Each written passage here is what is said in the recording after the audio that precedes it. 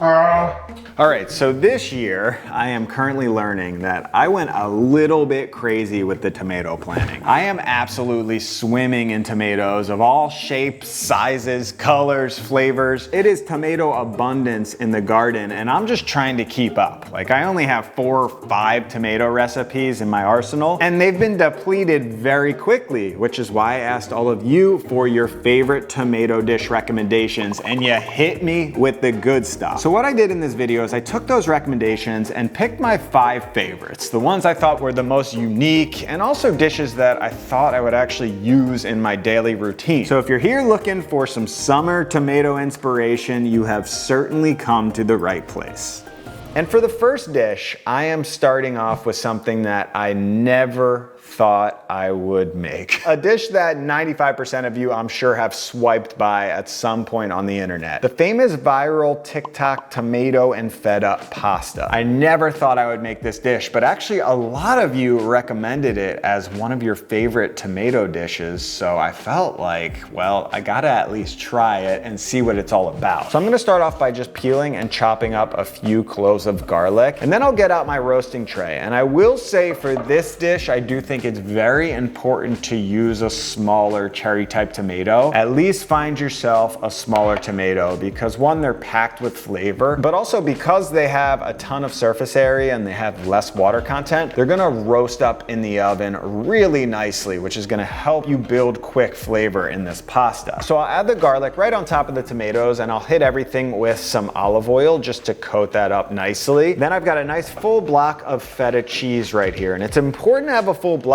so you can really get some good roasty action on the surface of this as well. I'll pop that right into the middle of the tomatoes, hit it with some salt and pepper, and then top the feta with just a little bit more oil so it actually roasts in the oven and doesn't just dry out. And then I'll roast that in the oven at 400 degrees Fahrenheit for about 30 minutes. And in the meantime, I can cook up my pasta, which really you can use whatever you have. And after 10 minutes of cooking, I drained off my pasta just in time to retrieve this beautiful dish of roasty goodness out of the oven. Why I love using cherry tomatoes in sauces is you can see right here, it's like the perfect amount of sauce. You don't need to really cook it down. It's just instantly combined with this feta to make this beautiful creamy sauce. So now that we have this beautiful creamy feta tomato sauce, I'm gonna add in my cooked pasta and just gonna give it a really good mix so the pasta sauce and the pasta basically make love. We want those noodles to just start absorbing that goodness right into their core. So this looks epic, but it's definitely going in the oven. I don't know why most people don't mention this step. It just seems sacrilegious to not at least cook in that sauce a little bit, and it's already in the tray. It feels ripe to just get back in there a little bit.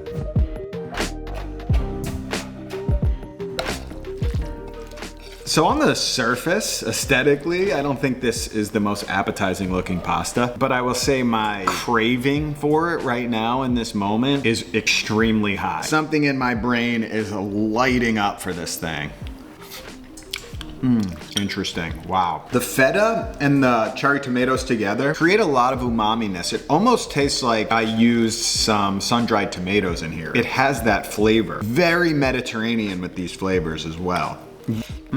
That's awesome. It's amazing how much flavor you get out of those cherry tomatoes. And it's not overly intense with feta. Again, it just creates this salty umami combination that's beautiful. I've got no complaints with that. That exceeded my expectation. So I saw this recommendation come through and it kind of hit me that I have never actually made butter chicken, which is insane because you've seen me make a lot of Indian food on this channel. It's one of my favorite cuisines. And I feel like butter chicken is generally like a gateway into making Indian food at home, but that's not how I started. I'm going in reverse. So we're gonna make a dish that I will say is inspired by butter chicken, something that I think is converted a little bit more for the home cook that's super attainable, not a ton of ingredients, versus something that you would find in a restaurant that probably has a little bit more going on. But you cannot skip part 1, which is the chicken marinade. I've got 2 chicken breasts here and I'm just gonna slice them up into some smaller pieces. Then I'm gonna add a few scoops of yogurt, a little bit of oil, some paprika, and some ginger garlic paste, which I made a few days ago in preparation of this dish by simply adding a bunch of ginger and garlic in a blender and just grinding it up until it is somewhat smooth. I'll add a scoop of that into the mix, and finally some salt and pepper, and I'll just mix all of that together and let that marinate for at least a few hours. You can go overnight, which is really gonna let the acids from the yogurt start to tenderize the chicken, but a few hours will really get the party started. And while that's busy marinating, I can start prepping all of the other ingredients for the dish, which is simply gonna be chopping up some tomatoes and onions. I'm using a small to medium sweet onion here that I'll rough chop, and for the tomatoes, I'm using some nice ripe beefsteak tomatoes. These are the things you're only finding in season. They're super packed with flavor, and it's also really hard to get a beefsteak tomato that is in perfect condition, so I like using them in these dishes that are gonna get blended up in the end, which is why I'm not making a big fuss when chopping these up. Just some big old rustic chunks will do the trick. Now this chicken right here has been marinating for 4 hours. It's smelling incredible, and at this point I am happy to start frying it up. So I'll get my pan on a medium heat, I'll add in some frying oil, and I'm gonna fry off the chicken in 2 batches, cooking each side for around 3 to 4 minutes until you start to get some nice color developing on the crust. And since the chicken will be cooked in the sauce later on, you do not have to worry about cooking it through. It's all about flavor development on the exterior at this point. So once my second batch of chicken is done and dusted, in the same exact pan, I'll add some more oil, and in goes those chopped onions, which I'll just fry up for a few minutes. Again, just developing a little bit of flavor on these. And then when those are looking nice, I'm gonna add in a few more scoops of that ginger garlic paste as well as some garam masala. So I'll add some of that garam masala right to the onions and just toast up everything for around 4 to 5 minutes. Then I'll go in with my chopped tomatoes, which are gonna quickly start to release some of that juice, which is a good thing because we're trying to build a sauce here. And once everything comes to a bubble and starts to simmer a bit, I'm just gonna let everything cook for around 5 minutes, and that's when I'm going in with my best friend, the good old immersion blender. Now you could transfer this over to a blender like you've seen a lot of recipes, but if you have an immersion blender, I mean, that is a lot less cleanup, a lot less effort, and these things work great at just getting a nice creamy texture directly in that pan. And then once everything's nice and smooth, I'm gonna add in my creamy element. Now traditionally, you're gonna see a lot of recipes use heavy cream. I'm just going in with yogurt because I already have leftover yogurt from marinating the chicken, and since I'm making this at home and I get to decide what the ingredients are, I'm gonna keep it light and just add the yogurt rather than both yogurt and heavy cream. And I'll blend this again with the immersion blender to just make sure everything almost emulsifies in so you get a silky smooth final sauce. And that's when I'll add in my chicken, and I'll just let this reduce and simmer for around 20 minutes on a low heat.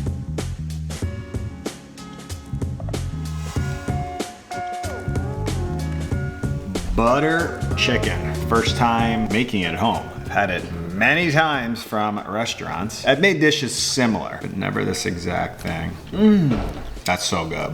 That's so good. I get why this is so popular over in the West. The creaminess makes it so smooth and so enjoyable. Putting yogurt in there, it tastes like there's cream in there. Another reason people love this is because it's chicken breast, which is obviously a hit in the US. And I'm rarely putting chicken breast in a curry. I prefer like a pulled lamb or even a chicken thigh, but it's nice. It's different, it works. It's light, which is really nice, not super fatty. And I think that's what I like about this most. It's a very comforting dish, but it's light at the same time, which is a great balance. All right, so I've got a little bit of a confession. You've been lied to. I said that all of these dishes were recommended by you, except this one. I made a pizza the other night that was so goddamn good. And you know I make a lot of pizza, but this one blew me away, this flavor combination. And I would say the unique way the tomatoes were prepared on this pizza is what made it so special. So it'd kind of be a sin not to share it with you, which is what I'm gonna do right now. And this dish was created because I was getting clobbered with these plum-sized tomatoes. They're just such a prolific grower, so one day I came back and I'm like, you know what, let me just throw these in the air fryer fire and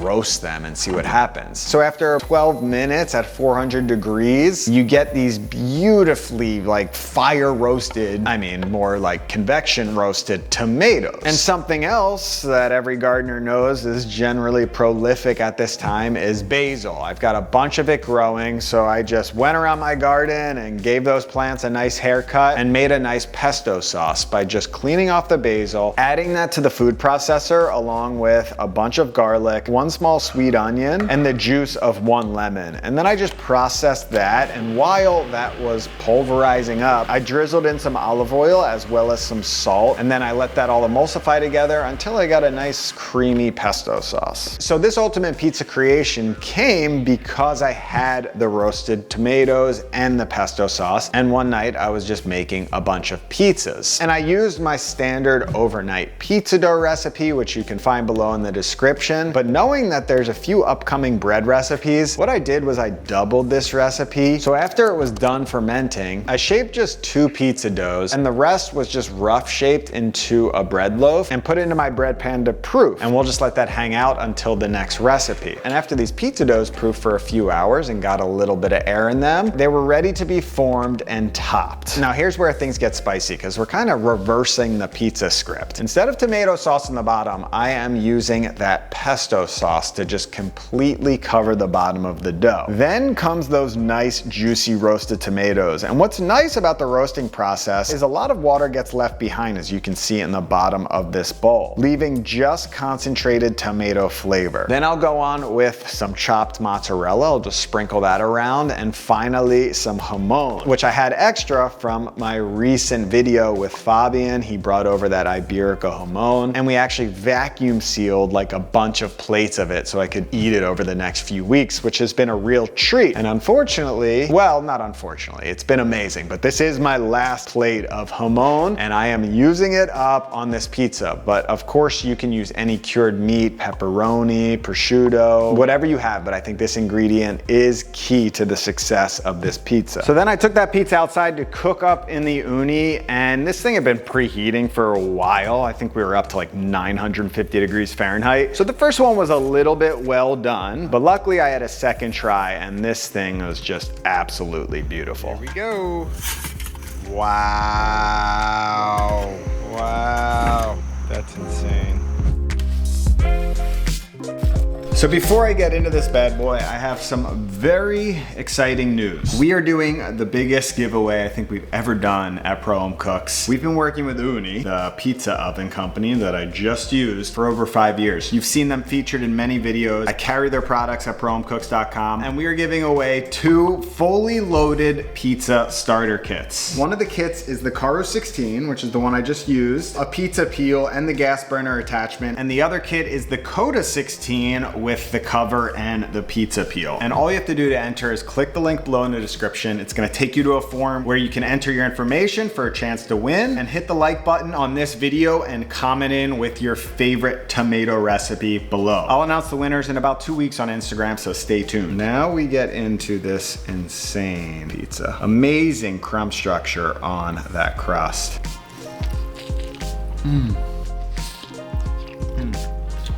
When the tomatoes are in season, it's such a treat when you get to bite into a nice chunky roasted tomato like that. First, your standard just tomato sauce that coats the whole thing, which obviously I love a traditional pizza, but taking advantage of tomatoes in this form is by far my favorite new technique when it comes to pizza. All right, so the reason I doubled up on that dough was because the #1 recommended tomato recipe from all of you was some type of sandwich. We had a lot of BLTs, a lot of grilled cheeses, and I love BLTs, don't get me wrong. That was probably my favorite sandwich growing up, but I just felt very inclined to make like the perfect tomato grilled cheese sandwich. It's something that's like decadent that I don't make too often, but if I'm making grilled cheese, I'm making the bread from scratch. So back to that bread, which has proofed beautifully in this bread pan, and I'm just gonna hit that with a little egg wash on top, sprinkle on some sesame seeds, into the oven that goes, and around 20 minutes in, I just pop the lid lid off after it rose so it could get nice and brown on top. So I let this bread rest for 30 minutes just to set up, which I think is very important with homemade bread. And this is me doing my very best to slice some perfect sandwich bread thickness. I'm not a machine, but I would say that's pretty decent. And I've got a block of cheddar cheese that I'm just gonna pre-grate, and I'm using some very ripe, just slicer tomatoes. I don't know what varieties these are, but they just look perfect for a sandwich. I'll layer on some cheese, followed by 2 thin slices of tomatoes, followed by some more cheese. And I'll get my nonstick pan preheating, and rather than buttering the actual sandwich, my preferred method is just to butter the pan, and the sandwich just soaks up that butter. And to really get the ultimate crust and to make sure all of those ingredients mash together and get nice and gooey, I added a cast iron pan as a weight to the top of these sandwiches. And when they were nicely brown on one side and starting to melt and get gooey on the inside, I flipped them over, making sure there's enough butter on the other side to get them perfectly brown.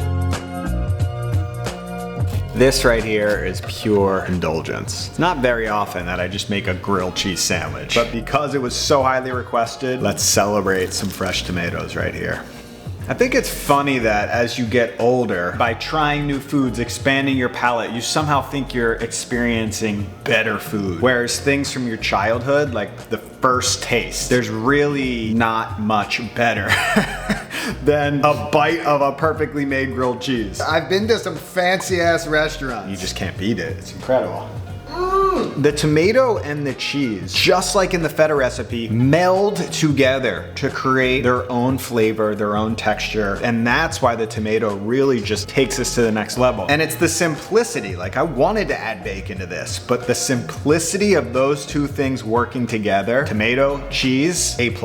Now there were a lot of really interesting tomato dishes that I'd never heard of before that were recommended from all around the world, and one that really caught my eye after looking it up was a dish called Salmorejo. I think that's how you say it. Now this is like a Spanish style gazpacho to some degree. There's no cooking involved, but there's a few unique elements that I think make it really special. And hopefully, since I've made these jamon videos that have gone like viral in Spain, maybe Pro Home Cooks has a few more Spanish fans out there. So this one is for you, or at least you can tell me if I'm doing this all right. I'm starting off with an assorted bunch of tomato varieties here, really just focusing on good flavored tomatoes since everything is getting blended together. I'm gonna slice them in half, get that stem out of there, and give them a rough chop just so they have an easier time blending up. I'm using 3 cloves of garlic, which I'll smash and peel. Then I'll toss those tomatoes and the garlic into my blender, as well as some white wine vinegar, which is just gonna kick up the acidity a bit. Then I'll blend the tomatoes up, getting a nice puree, which is when I'll start adding in my bread. Of course, using some of those slices from the fresh bread I made for the grilled cheese, but traditionally it seems like the way to go is a nice crusty bread for this dish. I'll also season it with some salt and pepper at this point and start blending in that bread. And once the bread is nice and smooth, that's when I'm gonna start slowly drizzling in olive oil to emulsify everything together. And you can see this is where the color and texture really take a turn for the best. The color transforms, the texture starts to shift, and this process and this technique is what makes this dish so special. Now to plate everything up, the traditional topping is definitely a hard-boiled egg, which is key. So we're going just chopped up hard-boiled eggs with just a little drizzle of oil over top. I'll start off by saying I'm very disappointed in myself because this dish, traditionally, you can serve it with a little jamon, it looks like, and I used my last vacuum sealed batch on that pizza. So we'll have to go simplified with just the hard-boiled egg. Let's go.